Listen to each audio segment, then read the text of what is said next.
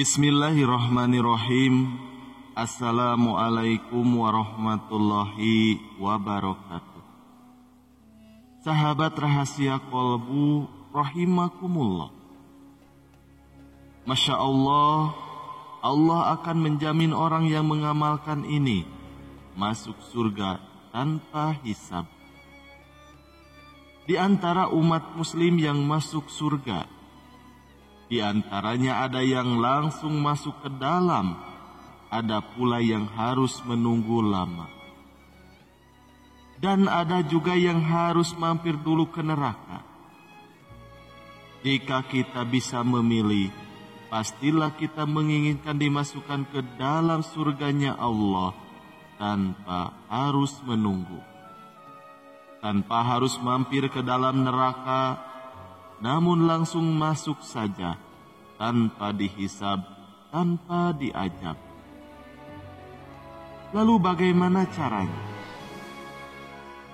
Inilah amalan masuk surga tanpa hisab yang perlu kita ketahui. Yang pertama, bertauhid. Bertauhid adalah mengesahkan Allah. Banyak sekali keutamaan mempelajari ilmu tauhid yang merupakan ilmu yang paling agung. Di antara keutamaan ilmu tauhid Islam yang didapatkan oleh mereka adalah ahli tauhid akan mendapatkan keamanan dan hidayah.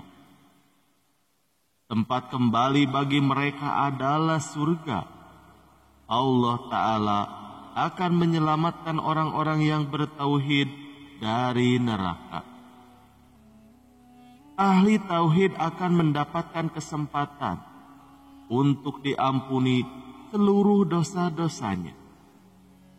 Timbangan tauhid beratnya mengalahkan timbangan langit dan bumi. Dan puncak keutamaan yang dianugerahkan kepada ahli tauhid adalah mendapatkan kesempatan masuk surga tanpa hisab dan tanpa ajab.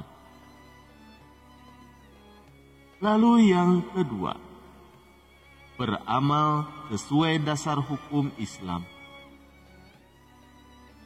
Ibnu Abbas radhiyallahu anhu menuturkan, dari Nabi Shallallahu Alaihi Wasallam, beliau bersabda, "Aku telah diperlihatkan beberapa umat oleh Allah. Lalu aku melihat seorang nabi bersama beberapa orang. Seorang nabi bersama seseorang dan dua orang lainnya. Serta seorang nabi yang sendirian. Tiba-tiba ditampakkan kepadaku sekelompok orang yang sangat banyak. Aku mengira mereka itu adalah umatku. Namun disampaikan kepadaku, itu adalah umat Nabi Musa dan juga kaumnya." Selanjutnya, tiba-tiba aku melihat lagi sejumlah besar orang.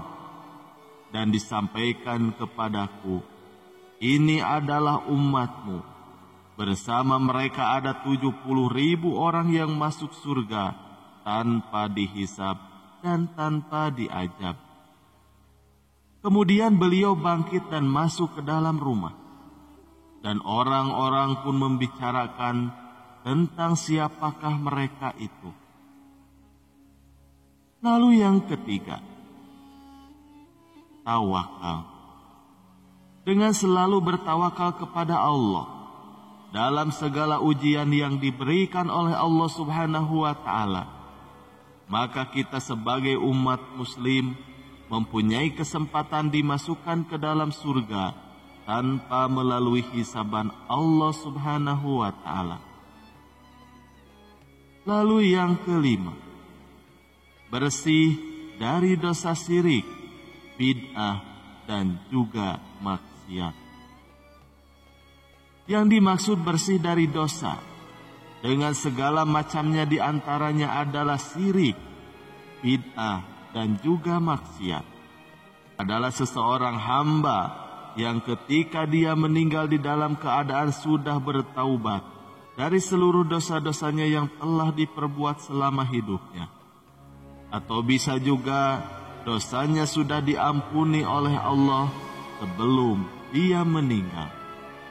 Karena perbuatan yang dianggap sebagai sebuah kifarat untuk segala dosa-dosanya. Lalu yang keenam, jauh dari syirik besar dan juga kecil.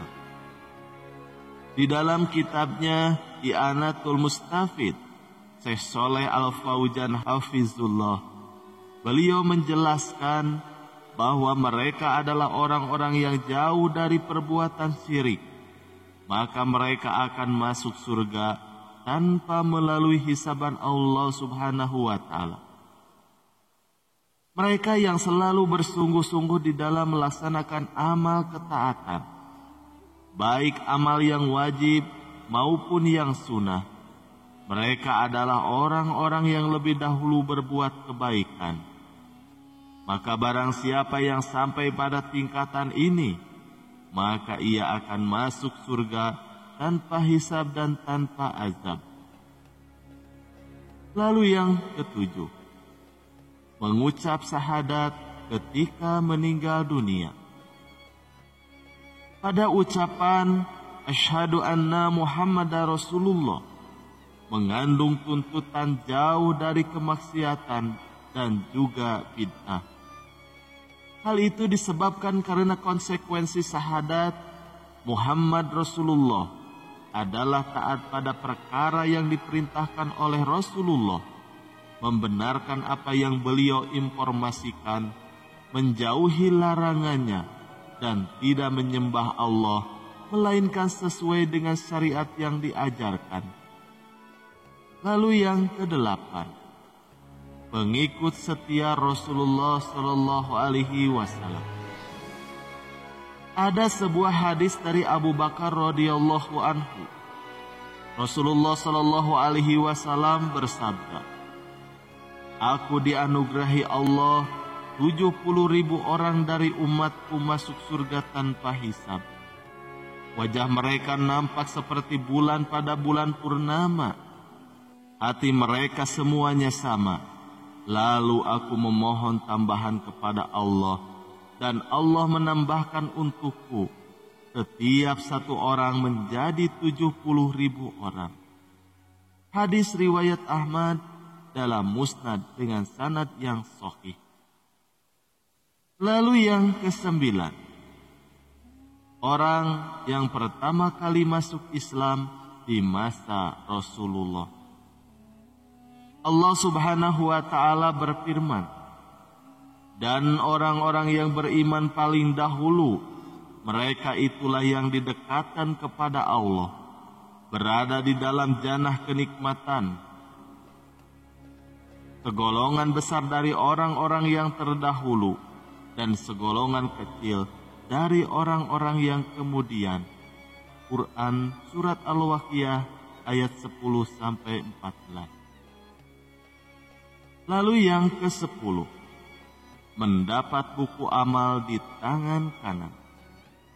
Allah Subhanahu wa Ta'ala berfirman, "Adapun orang-orang yang diberikan kitabnya dari sebelah kanannya, maka dia akan diperiksa dengan pemeriksaan yang mudah, dan dia akan kembali kepada kaumnya yang sama-sama beriman dengan gembira." Lalu yang ke-11, orang yang sabar ketika diuji dengan penyakit berat di dunia. Pada hari kiamat kelak, setelah timbangan-timbangan amal dipasang, orang-orang yang tekun sholat dipanggil untuk menerima pahala mereka secara penuh. Orang-orang yang tekun puasa dipanggil untuk menerima pahala mereka secara penuh. Dan orang-orang yang pergi haji dipanggil untuk menerima pahala mereka secara penuh. Tetapi timbangan orang-orang yang dicoba dengan penderitaan sakit tidak dipasang. Mereka juga tidak diadili.